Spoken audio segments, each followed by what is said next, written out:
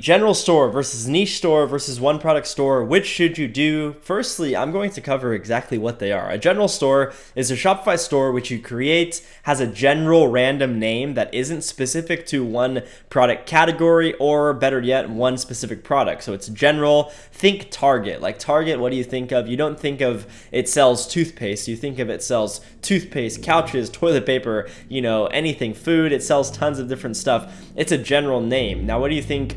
For niche, you could say something along the lines of Foot Locker. They sell all sorts of shoes. They are the Foot Locker. I'm doing air quotes here. Versus one product store. Think something like Theragun. Like Theragun is a brand where they just sell these mini massagers. You're not going to expect to buy a massage chair on Theragun. Maybe, sure, in the future they expanded that, but that's how I like to think of it. So those are the differences. Which one should you do? So I have a pretty strict strategy and thought process for this. When you're testing a product, I always recommend going general, because at this point, if you guys are starting dropshipping for your first time, or you're still trying to get the hang of it, if you're testing products, you don't exactly know which niche you want to get into, you don't know what a winning product looks like. So the best way to do it is just set up a general store, make a simple name, like still don't pick a super long, boring name, make it something simple, and then sell tons of different products on there. The reason is it'll be super easy for you to swap to another product if on any given day the product that you're testing doesn't work.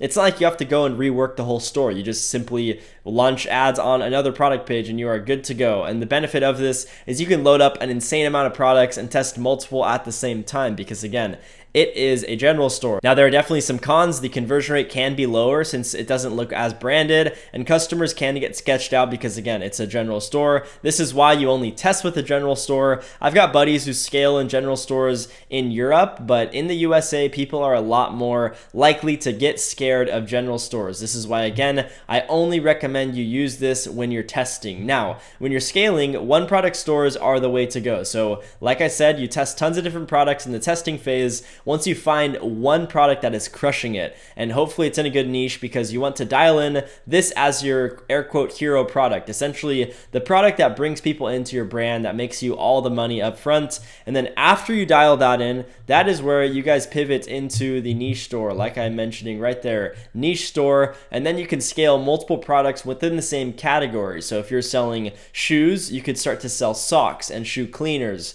and other stuff, and maybe slippers and flip-flops, and you could also sell foot insoles. That's where you start to niche out and make even more money from your existing customers and from your future customers. This will allow you to make tons more money, and you're not going to be selling weird stuff like if you were on a general store. Like, you're going to be selling all the same stuff. It's not like you're going to sell dog toys and phone cases and then furniture. Like, it's all going to be similar stuff. That's, I always like to think of it like complementary, like what goes well with coffee, maybe a little snack. Like, you're not going to sell a lobster at a coffee shop. That really wouldn't make sense. So that's how I like to think of it, is you want to sell products that complement each other, that the same customer would buy both of them. So that is how I think of it, and that is my opinion on general store versus niche versus product. One product store. General store is good to start. Then you go one product once you find a great product that's making you money. And if that product keeps working, go into the niche. So dive deeper into the niche, see what other competitors are selling, as well as that hero product, like what other products they're offering on their site,